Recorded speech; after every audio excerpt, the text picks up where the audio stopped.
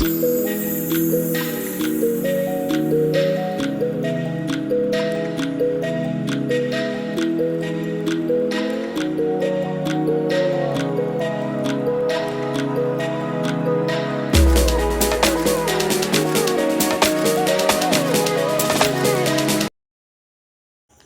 Morning বন্ধুরা, আশা করি তোমরা সকলেই ভালো আছো। তোমাদেরকে জানাই ননদ বৌদি লাইফস্টাইল চ্যানেলে স্বাগত। তো অনেক দিন পর চলে এসেছি লাইফস্টাইলের একটা ব্লগ ভিডিও নিয়ে। কাজের চাপে ব্লগ ভিডিও দেওয়াই হয় না, যতটা সম্ভব চেষ্টা করি। তো আজকে একটা স্পেশাল দিন, থাম্বনেল দেখে আশা করি তোমরা বুঝতে পেরেই গেছো। তো সকাল সকাল ঘুম থেকে উঠে পড়েছি। সকাল সকাল নয়, এখন বাজে 7টা। উঠেছি অনেক আগেই, কিন্তু শুয়েছিলাম। তো যাই হোক, টিনা আজকে ভিডিওটা করে দিচ্ছে। তো উঠে চলে এসেছি রান্নাঘরে, বাবা চা খাবে এই জন্য। তো বিছানাটা গোছাইনি, বাবা বলল আগে চা করে দিতে, এই জন্য আগে চলে এসেছি রান্নাঘরে চা করতে। তাহলে বলি যে আজকের দিনটা কেন স্পেশাল। তার কারণ বিয়ের পর প্রথম আমার বোন আর বোনের বোনাই আজকে আমাদের বাড়িতে আসবে। নতুন জামাই বলে কথা, খাতির যত্ন একটু অন্যরকম হতেই হয়। এই জন্য আজকের দিনটা আমাদের কাছে খুব স্পেশাল। সকাল থেকে আজকে সারা দিন কী করি সমস্তটা তোমাদের সাথে শেয়ার করব। এবং নতুন বরকে তো তোমাদেরকে দেখাতে হবে না, এই জন্য ভাবলাম ভিডিওটা তোমাদের সাথে শেয়ার করা যাক। তো চলো, সারাদিন আজকে আমাদের পাশে থেকো এবং ভিডিওটা কেমন লাগলো অবশ্যই কমেন্ট করে জানিও। সকালবেলা উঠেই দেখি জানলা দিয়ে বাইরের ওয়েদারটা খুব সুন্দর, রোদ ঝলমল করছে। তো আজকের দিনটা মনে হচ্ছে রৌদ্রোজ্জ্বলই যাবে। তো চা করা আমার হয়ে গেছে। তো চা বাবাকে আর বাবানকে দিয়ে দিলাম। আমার ছেলে আমার শ্বশুরমশাইয়ের সাথে সাথে চা খায়। আমি কিন্তু চা খাওয়া একদম পছন্দ করি না, নিজেও খাই না, আর ছেলেকে খাওয়ানো তো একদমই নয়। তো যেহেতু বাবা বলে, এই জন্য না করতে পারি না, এই জন্য ওকে অল্প একটু দিয়েছিলাম। তো ও চাচ্ছে বিস্কুট, তাই জন্য ঘর থেকে ওকে এনে আবার বিস্কুটটা দিলাম। দিদিভাই এখনও ঘুম থেকে ওঠেনি, তার কারণ দিদিভাইয়ের শরীরটা ভালো না, এই জন্য আজকে আমাদের ক্যামেরাম্যান হলো টিনা। তো এইবার আমাকে বিছানাটা গুছাতে হবে। তো এই জন্য মশারিটা খুলে আগে গুছিয়ে নিলাম।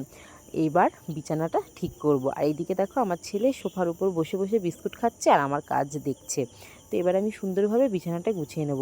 ভাবছি যে বিছানার চাদরটা বদলে একটা নতুন চাদর পাতবো। ওই যে বললাম, নতুন জামাই আদর তো করতেই হয়, তাই না? এই জন্য বিছানার চাদরটা তুলে আমি একটা নতুন বিছানার চাদর পেতে নিলাম। তো চলো, আমাদের ঘরে বিছানার চাদর তো পাতা হয়ে গেছে। দেখো, ঘরটাও গুছিয়ে ফেলেছি, তোমাদেরকে একবার দেখিয়ে দিই কীরকম লাগছে। এরপর বাবা মার ঘরটাও গুছিয়ে ফেলবো। তারপর ঘরগুলো বারুন দিয়ে ঝাড় দিয়ে দেব। তো কেমন লাগছে অবশ্যই কমেন্ট করে কিন্তু জানাতে ভুলবে না। এরপর চলে যাব ড্রয়িং রুমে, সেখানে সোফাগুলো পাতা আছে, সেগুলো ঠিকঠাক করে গুছিয়ে নেব। যেহেতু টিনা বাড়িতে চলে গেছিলো, ওর মা ডাকছিল, এই জন্য আমি ফোনটা এক জায়গায় রেখেই সুন্দরভাবে ভিডিওটা করে নিয়েছিলাম। জানি না কতটা ভালো হয়েছে। তো দেখো, ঘর আমার গোছানো হয়ে গেছে। কেমন লাগছে এটাও কিন্তু অবশ্যই কমেন্ট করে জানাতে ভুলবে না। চলো এবার বাইরে যাওয়া যাক। প্রথমেই বলেছি যে আজকের দিনটা খুব সুন্দর, রোদ ঝলমলে। তো বাইরেটাও আজকে খুব সুন্দর। বাবা চা খেয়ে চলে গেছে বাজারে। কি আনতে হবে আমি একটা লিস্ট করে দিয়েছি, সেই মতো বাবা বাজারটা করে নেবে। আর তোমাদেরকে আগেই বলেছি যে আজকে সকাল থেকে ওয়েদারটা খুব সুন্দর। আর এদিকে আমি টেবিলটাও গুছিয়ে ফেলেছি। সকালে সমস্ত কাজ কমপ্লিট হয়ে গেছে, এবার স্নানের পালা। তো স্নান করার আগে ভাবলাম যে ব্রাশটা করে মুখটা ধুয়ে নিই, তারপর একটু দিদিভাইদের বাড়িতে যাব, তারপর এসে স্নান করব। তো রান্নাবান্না করতে হবে। তো রান্নাবান্নার ডিপার্টমেন্টটা সবসময় থাকে বাবা মা আর দিদিভাইয়ের। তো সেই দিকটায় আমি খুব একটা যাই না, আমি গুছিয়ে দিই, কিন্তু রান্নাটা ওরাই করে। তো আমার মুখ ধোয়া হয়ে গেছে, এবার গামছা দিয়ে ভালো করে মুখটা মুছে নেব, তারপর চুল টুল আঁচড়ে যাবো দিদিভাইদের বাড়িতে। তাহলে চলো বন্ধুরা, এবার যাওয়া যাক দিদিভাইদের বাড়িতে, দেখি দিদিভাই কী করছে। তো চলে এসেছি ওদের বাড়িতে। এসে দেখি প্রিয়াংশু বসে বসে একা খেলা করছে। আমি আসাতেই আমার কোলে আসবে বলে হামলে পড়লো, তো আমিও একটুখানি কোলে নিলাম। তারপর দেখলাম বাবাও বাড়ি চলে এসছে, এই জন্য ওকে দিয়ে আমিও বাড়ি চলে গেলাম। তো এদিকে আমিও বাড়িতে চলে এসেছি। বাড়ি এসে দেখি বাবা বাজার থেকে সব বাজার করে এনে এখানে রেখে দিয়েছে।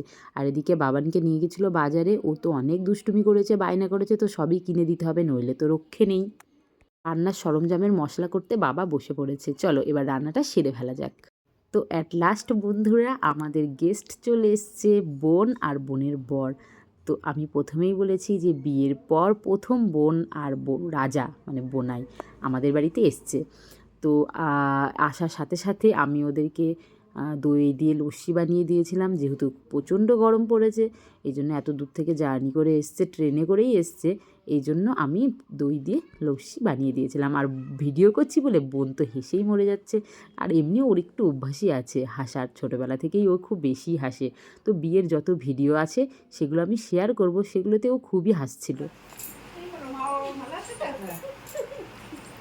আশীর্বাদ কর, তুই তোর করবি না প্রণাম? তাড়াতাড়ি কর, তাড়াতাড়ি প্রণাম কর। ওরম করে করলে হবে না, একদম শুয়ে পড়ে করতে হবে। না, আমাকে শুয়ে পড়ে করতে হবে না।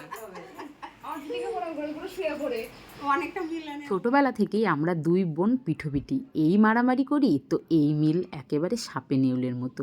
আমাদের জুটিটা একেবারে সেরা বোনের জুটি। তো যাই হোক, এরকম বোনের জুটি আর কাদের কাদের আছে অবশ্যই কমেন্ট করে জানাতে ভুলবে না। আর আমার বোনের সাথে আমার শ্বশুরমশাইয়ের সম্পর্কটা বেশ ভালো, তো খুবই একটা মিষ্টি সম্পর্ক। তো বাবা এসে ওদেরকে দেখে জিজ্ঞাসা করছিল কেমন আছে, ভালো মন্দ, তারপর ওরাও প্রণাম করেছিল। তো দেখলে তো, এইবার দেখো বোন আবার হাসছে, কেন জানো? কারণ বোন গিফট এনেছিল বাবানের জন্য আর বাবার জন্য, আর আমার শাশুড়ি মায়েরটা আগেই দিয়ে দিয়েছিল। তো এই গিফট দেখে আমার শ্বশুরমশাই বলছিল যে কেন এসব আনতে হয়েছে, এই জন্য বোন হেসেই পাগল হয়ে যাচ্ছে। তো ওর কথাতেই শুধু হাসি, দাঁতগুলো বেরিয়েই থাকে। এবার দেখাচ্ছিল যে বাবানের জন্য কি কি জামা এনেছে। এই যে দেখতে পাচ্ছ এই জামা দুটো, এই দুটো ও আর রাজা পছন্দ করে এনেছে। আর এই গ্রিন কালারের জামাটা, এটাও শাশুড়ি মা পছন্দ করে পাঠিয়েছে। টোটাল বাবানের জন্য 3টে জামা এনেছে। বাবান তো খুব খুশি, ও যতবার জামাগুলো দেখাতে যাচ্ছে ও ততবার কেড়ে কেড়ে নিচ্ছে। রান্নার ব্যাপারটা তোমাদেরকে এই ভিডিওতে আর দেখাতে পারলাম না, রান্নাটা কমপ্লিট হয়ে গেছে। তো এবার খেতে দেওয়ার পালা। তো যেহেতু জামাই বলে কথা, আর প্রথমবার যেহেতু আমাদের বাড়িতে এসছে, প্রথমবার বলে নয়, জামাই জিনিসটাই একটা অন্যরকম ব্যাপার থাকে। তো জামাই আসলে একটু খাতির যত্ন করতেই হয়। তো আমি বললাম যে টেবিলে দিই, তো বললো না, নিচে সবাই মিলে একসাথে বসে খাওয়া যাক, এই জন্য আমি নিচেতেই দিয়ে দিলাম।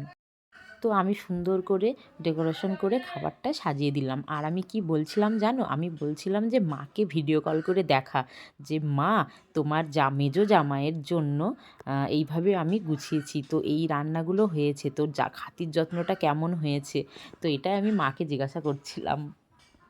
তো বসে পড়েছে আমাদের নতুন জামাই খেতে। এমনিতেই রাজা একটু লজ্জা পায়, তারপর নতুন জামাই বলে কথা, তাহলে তো আর কোনো কথাই নেই। আর কিছু বলবো না এই বিষয়ে। বুনু পেট ভরেছে? পেট ভরিনি? আরো খাবি? দেবো আরো? দেবো? রান্না ভালো হয়েছে টিনা?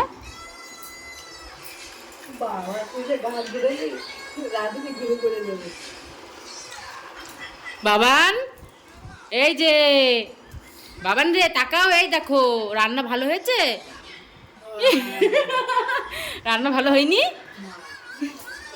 তো বন্ধুরা, সকলের খাওয়া কমপ্লিট হয়ে গেছে, দিদিভাই এখনও কন্টিনিউ করছে খাওয়া। এবার আমি সবাইকে খেতে দিয়ে খেতে বসে গেছি।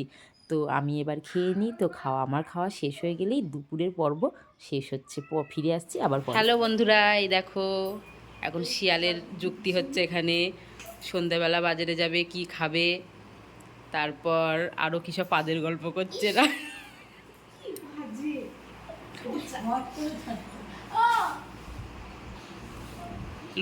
লোকের পিএনপিসি করছে এরা শুয়ে শুয়ে। মানে বিথির বিয়ে হয়েছে, বিথি শ্বশুর কেমন, শাশুড়ি কেমন, বর কেমন, আরো কত কিছু গল্প করছে। মিথ্যে কথা।